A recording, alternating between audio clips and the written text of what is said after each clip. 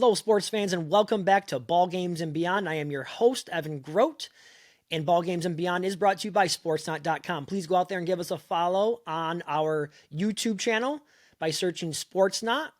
You can follow us, click that notifications bell as well so that you're always getting all the new video content that we make available for you guys each and every week. You can also, if you prefer to get your podcast in just audio form, you can follow the show there as well by searching Ball Games and Beyond on many of the major podcasting platforms. And don't be afraid to leave us a 5-star review and rating if you would be so kind. Now, the topic, once again, of this week's show, we're going to focus on the NCAA tournament. We talked tournament snubs last week. That's right, the Big East. They felt like they got disrespected. It looks like they took that disrespect personally. They've looked really good. The 3 teams that got in have looked really good so far, winning each of their 2 games, 6-0 for the Big East right now in the tournament. All their teams still alive in the Sweet 16. But for this week, what I want to focus on is we do have 16 teams left. And if you look at those teams, you don't have a real traditional Cinderella story still alive in the tournament. And that's rare because usually in this tournament, we do get some of those lower seeded teams sneaking into the Sweet 16. But that's not the case this year. I suppose you could say NC State, maybe Clemson.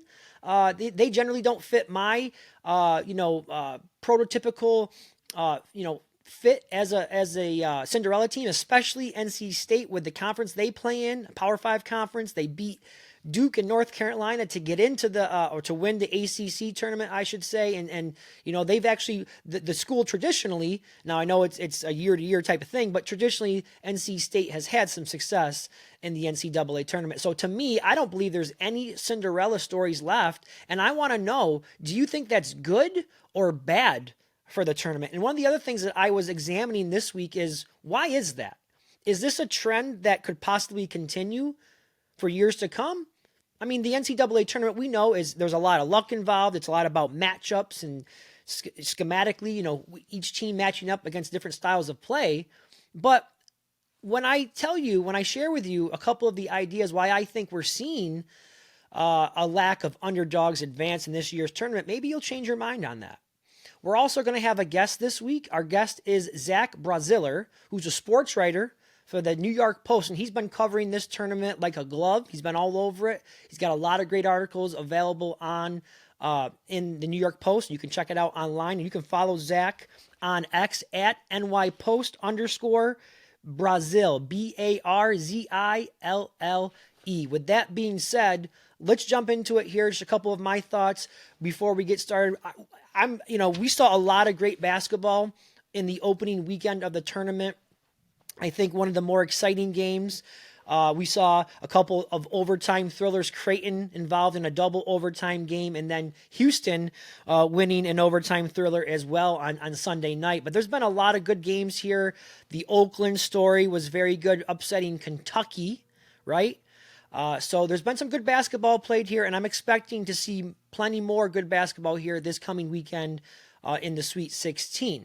Now, again, the focus of the show this week is there's no Cinderellas left. We have one double-digit seed still alive in the tournament, and that is NC State, and I want to know why. And so I was thinking about it this week, and I came up with 2 ideas as to why I think we're not seeing the underdogs still playing in the Sweet 16 of the tournament. My first reason why I think we're not seeing these teams, and you may disagree with me, and that's okay, but number one, I think is the NIL. I think the NIL is, obviously we know it's kind of changed the landscape of college sports.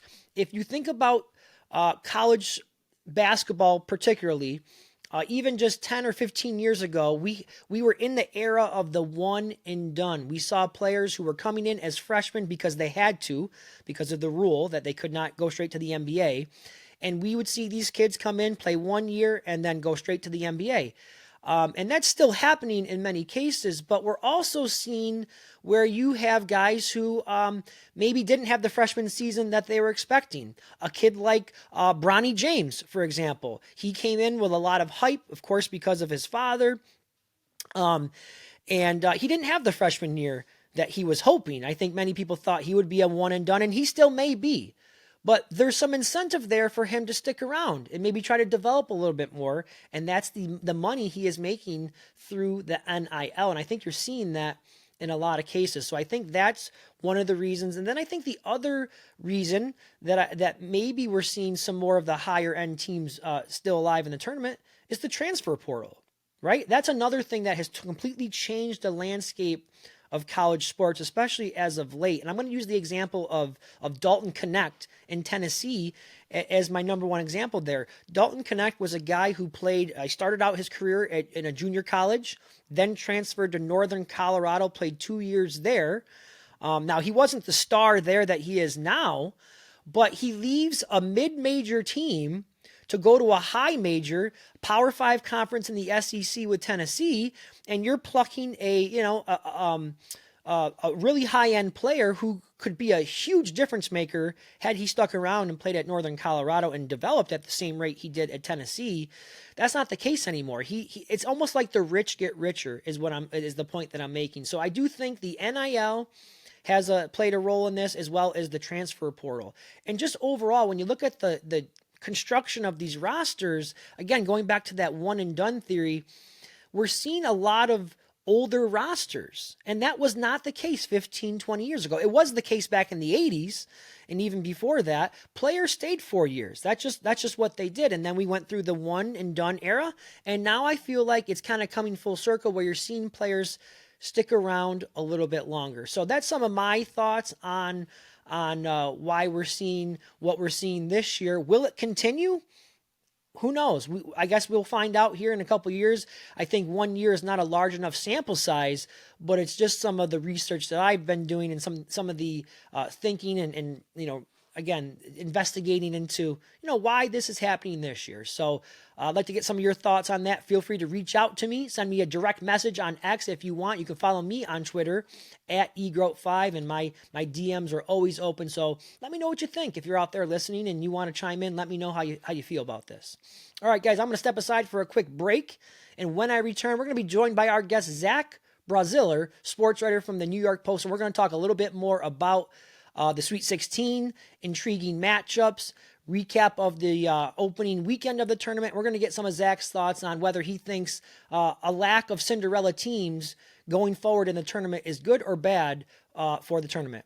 Don't go anywhere. All of that and more coming up next on Ball Games and Beyond. And welcome back to Ball Games and Beyond. And now joining us is our guest this week, sports writer from the New York Post, Zach Braziller, is joining us, and Zach's been covering the NCAA tournament very closely. In fact, he's got an article up in the New York Post right now where he talks about the main topic of our show, which is the lack of Cinderellas in the Sweet 16 right now, which, again, we're going to chat about that with him and some other things, as well as, some teams that are intriguing him in the Sweet 16 matchups that he's looking forward to, and just a brief recap of the opening weekend of the tournament. So, Zach, before we do that, how are you doing today? Good, man. I'm getting ready to go to Boston in the morning, so, I'm doing all right. Very good. You're going to take those games in live. That's exciting. Yep. I'll be good for the weekend. Very good. Now, I just want to start with kind of a recap of the opening weekend of the tournament. Not a ton of drama. We saw a couple of upsets. The Kentucky losing to Oakland, I think, was the big one. But other than the obvious answer in UConn, was there another team that impressed you in their first two games or wins of the tournament? Yeah, look, there were a few. I was impressed by Purdue. I've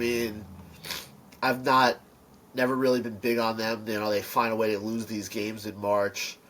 I thought Utah State would give them a game, and I was impressed by just how dominant Purdue was. They destroyed Utah State, a good team, won the Mountain West. Purdue was very impressive. Arizona was very impressive. Another team that's kind of struggled in the tournament the last few years after really good regular seasons. Those probably would be a few. I thought North Carolina was really good after a shaky start against Michigan State. Look, it's kind of the Goliath NCAA tournament so far. The top 8 seeds are all through, first time since 2019.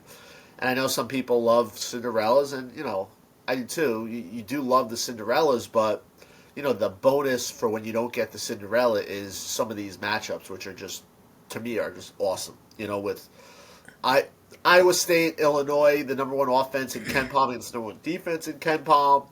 I think Carolina, Alabama has the chance to be just terrific. Two just elite offenses. Duke, Houston has the chance to be fun. Duke was really, really good in Brooklyn. I was there for that. They absolutely crushed James Madison after playing a very good game against Purdue. I think Creighton, Tennessee has the chance to just be an absolute blockbuster. And I think the Elite Eight, you're going to get some just absolute, just great games. I think it's really exciting, just some of these matchups we have. Yeah, I agree. And we're going to get into, the lack of Cinderellas and some of those matchups in just a moment. But I kind of want to go back to the original point. You mentioned Purdue as a team that you thought has really impressed you. And I agree with you. And I think it was important for Purdue to get off to a good start because of the, struggles that they've had in some of the recent tournaments, losing in the first round 2 of the last 3 tournaments. So I do think it was really important for them specifically to kind of quiet some of the skeptics that they've had kind of going into this tournament. Now, kind of staying on along that same line of questioning, is there a specific player? And again, maybe not Zach Edey because he's been so dominant in this tournament. But is there anyone else that you think has really stood out to you so far? I mean, I think right now Terrence Shannon Jr. is the best player in the country. He's just going back to the Big Ten tournament. He's just been incredible. His last, I guess it's 5 games now. I think he's averaging over 30 a game. That's going to be fascinating just to see how that Iowa State defense handles him. We all know how good the Cyclones are on defense, and now they're facing the best offensive team in the country. Clearly, Shannon stands out. Tyler Kolek being Tyler Kolek after missing the end of the season was obviously a big thing in the first two rounds of the tournament. R.J. Davis is, as good a guard as there is in the country for North Carolina. He's a local guy. Went to Archbishop Stepinac. He's from White Plains. And look, can't forget about Donovan Clingan. He's really kind of hitting his stride here, both ends of the floor. There are times late in the year where I kind of felt UConn was better on offense without him just because he kind of clogged things up. But the way he's been playing now, he's just such a difference maker at both ends. And look, he looks every bit deserving of that being a projected lottery pick. Yeah, look, there's so many really good players left in this tournament and so many really good teams. It's gonna be really interesting to just see how it all shakes out. Absolutely, that's another one of the benefits of having some of your more elite teams still alive in the tournament is you have a little bit higher end caliber of player as well. Before we switch topics, though, I do want to ask you about the Big East. Last week on the show, that was the major topic was tournament snubs, and I spent a lot of time talking about the Big East and the fact that they felt they should have gotten more teams in. And we look at what the Big East has been able to do in the tournament. The 3 teams that did get in, winning, they're 6-0 right now, all advancing to the Sweet 16. Do you think that the Big East has made a statement in the tournament that maybe they should have gotten more respect? Yeah, look, I felt they should have gotten more respect before the tournament. I mean, you also have to look at the fact that these were all top 3 seeds. So they were expected to get here. It's not, a surprise they're here. I think for the Big East to make a real statement, they got to get 2 teams into the Final Four. That, to me, would really speak volumes. Like, UConn absolutely crushed Northwestern. Creighton beat a dangerous Oregon team. Marquette obviously took care of business, although it was tough against Colorado. But those are games those teams should win. So, but I thought it was ridiculous at the time that the Big East would only get 3 and the Mountain West would get 6. I found it ridiculous that the committee picked Virginia over a Seton Hall team that beat UConn and Marquette. A Virginia team over picking Virginia over St. John's, which, I understand maybe the resume of wins wasn't great, but if you have eyes and you watch that team play over the last month, they were clearly a tournament team. Put up 90 on UConn, beat Creighton handily at the Garden, crushed Seton Hall in the Big East quarterfinals. I mean, it was obvious that's a tournament team. Sometimes you need to use common sense, but in terms of making a big statement, I think you get 2 teams in the Final Four, that would speak volumes. Look, if one of those 3 teams would have lost, it would kind of been a disaster. you're a top 3 seed. You're supposed to make the Sweet 16, especially when you're Marquette and Creighton and you're facing double-digit seeds. I know Oregon and Colorado were hot and played really well, but still, your favorite. You're supposed to win those games. I'll be interested to see how the league does here. I expect UConn to get to the Final Four. I think Creighton, Tennessee's a game. I think the winner of that game is going to the Final Four will beat Purdue. And then, obviously, I would expect Marquette to get by NC State, and then that's going to have an incredibly tough game, whether it's Houston or Duke. But I do think there is a shot for one of those, one of Creighton and Marquette to make it. Do I think it definitely happens? It's not definite. I picked Creighton to make the Final Four. I'm sticking with that. So I think if you get 2 Big East teams in the Final Four, that would clearly be a huge, huge statement. Yeah, and then one of those teams who felt like they got the snub and didn't get into the tournament was Seton Hall, and I see they're playing in the quarterfinals of the NIT on Wednesday. And I know that's not the big tournament, but if they're trying to kind of continue to make that case that, hey, we should have been in the tournament, winning the NIT would be a good way to do that. So I thought that was good to see there. Our guest this week on Ball Games and Beyond is Zach Braziller, sports writer from the New York Post, doing a great job here with us. All right, let's shift topics now. Let's kind of get to the main focus of the show, and that is the lack of Cinderella teams that are still alive in the NCAA tournament. And I keep hearing I keep reading and I keep hearing it from a lot of, the people who cover the tournament that this is a very chalky Sweet 16. Some people might point to a team like NC State, who's the 11 seed, as maybe a Cinderella. They don't really fit my, prototypical Cinderella. They play in the ACC. They beat Duke and North Carolina in the ACC tournament. Traditionally the school has had some success in the tournament as well. This is not George Mason that we're talking about, or FAU, or even St. Peter's from a couple years ago. But overall, do you think this is a good thing for the tournament and its viewers, the fans of the games, that the tournament is lacking some of those underdogs? I would say it's a good thing. I mean, this is what the tournament is. Some years you're going to have crazy Cinderellas and upsets. Some years you're not. There was a stat by David Warlock, the great PR guy with the NCAA, and he posted on Twitter that this is the 7th lowest total of seeds in the history of the tournament. So, it's, just like some years you get a ton of upsets and some years you don't. It's just the NCAA tournament. That's why we love it, because it's so unpredictable. And, for whatever reason, it didn't happen. Look, Oakland was very close, went to overtime with NC State, could have easily, made it. You had some pretty cool stories, whether it was a James Madison winning its first main draw tournament game since 1983, Grand Canyon. So there were upsets. They just Grand Canyon, I thought, really had a shot there to beat Alabama, and they just kind of played a bad final 5 minutes. It's just the way the tournament is, that some years you're going to get crazy results, and some years you get this. And like I said, I think one of the pluses to this is absolute loaded games. Sometimes when you get these Cinderellas, you get bad games in the Sweet 16 or Elite 8. I remember the year St. Peter's made the Elite 8, and that was such a great story. We all loved it, and they got crushed by North Carolina in the Elite 8. And sometimes those Cinderellas make for as much fun as they are. They also make for bad games down the road. So I think right now this NCAA tournament is the Goliath year. There's no doubt about that. And it sets up for, to me, be a great second weekend. I do agree with you, NC State. They're not a Cinderella. You can't be a Cinderella if you're a power conference team. I do think they're a really good story, though. This is a team that wasn't in the NCAA tournament mix at all. They go on a crazy run, win 5 games in as many days in the ACC tournament. Beat Carolina and their rivals, Carolina and Duke. The coach was on the hot seat. And now here they are in the Sweet 16. Yeah. It's kind of what people love about March is you could be having a disappointing year, and all of a sudden you put a few really good weeks together, and now you're, it changes everything.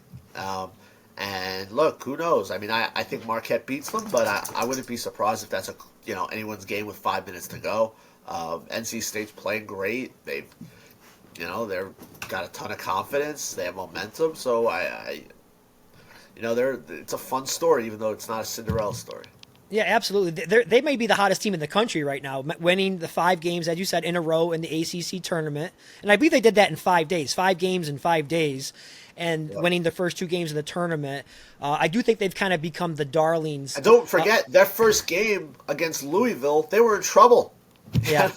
They, Yeah. they easily could have lost. I think they might have been down at halftime. They easily could have lost that game. Instead, they find a way to win that game, and they go on this credible run. Now they've won 7 straight, and here they are in the Sweet 16. It's such a weird sport we have here. It is. It is. Now, I've heard you say, this is the NCAA tournament, and in some years it works out like this, and some years it doesn't. But what I've tried to do this week is spend some time thinking about, why is it this year that, we're not seeing the underdogs win as many games. And I think, and this is just my perspective, a couple of the reasons that I think we're seeing this goes back to the NIL and the transfer portal. And so with the NIL, you're seeing, when you look at rosters, you're seeing older rosters than what we have seen in the past. I mean, think back a few years ago when we had all these one and dones. Right. You're just not seeing that now, because when you have these NBA guys who are on the fringe, right? Maybe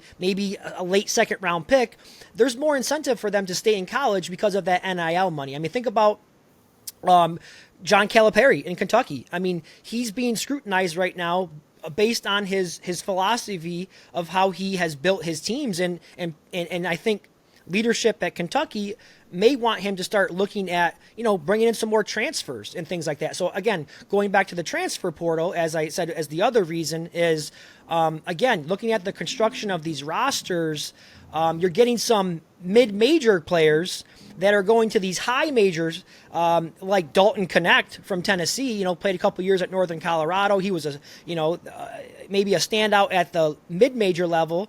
And then that type of team loses that star player. They go to a high major, and it's like the rich getting richer. So I'm just kind of curious to get some of your thoughts, whether or not you agree with some of that, and do you think this is a trend that maybe you'll see continue? Look, it's valid. There's no question about that. The low and the mid-major guy, we're seeing it this week with the transfer portal exploding. The low and the mid-major guy are looking to cash in, and they deserve it. Now, you also have to look at it too, though, is there are also down transfers. Around here, I like to look at what Hofstra has been able to do the last few years, where they've gotten a guy like Darlinston. I know he's now back in the portal, but they got a guy like Darlinston Dubar, who was at Iowa State, didn't play, came here, became a star. They got a guy like Tyler Thomas, who was at Sacred Heart, came here, became a star. They got a guy like Aaron Estrada, was at Oregon, came to Hofstra, became a star. And I know they haven't gotten the tournament, but they've had success through the transfer portal as well. So it kind of works both ways, where low and mid majors can also have success through the transfer portal, whether it's up transfers or down transfers. But look, it's valid. I mean, the most successful teams are experienced. A lot of them have key transfers. You look at UConn, Cam Spencer, and Tristan Newton. Spencer came from Rutgers. Tristan Newton was at East Carolina, and he's one of the best transfers we've seen. So I mean, it definitely is valid, and it's definitely something to watch. But look, I mean, we had the transfer portal last year, and we had plenty of upsets. Right. True. So, True. We had a Final Four with San Diego State, Florida Atlantic, and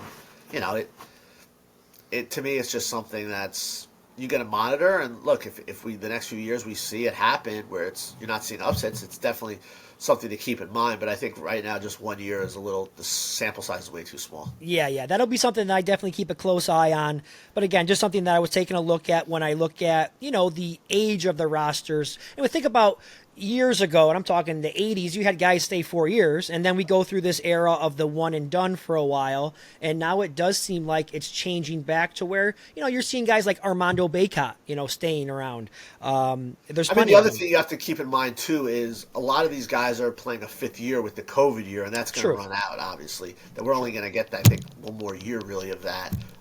You have to take, we got to take into that account as well. This is kind of an anomaly because of COVID, where you're having guys who are extra older playing a fifth year. I still think experience is going to win, but maybe not quite to the extent it is now, because you're not going to have guys who are 25, 26 years old. That's a great point you make. The COVID extra year there is definitely probably the third factor and maybe what we're seeing. All right, we're going to wrap it up with just one more here I have for you. We have 16 teams left. You talked about some of the matchups that you liked already. When you look at the regions, okay, which team do you think, based on who's still around and who's still alive, which team has the easiest path, in your opinion, to the championship? It's a really good question. I don't know if there is one. I mean, I would probably go UConn just because I think they're the best team. I felt like they're the best team all year. I think they're better than they were last year. But even UConn, I don't think has an easy road. San Diego State is tough.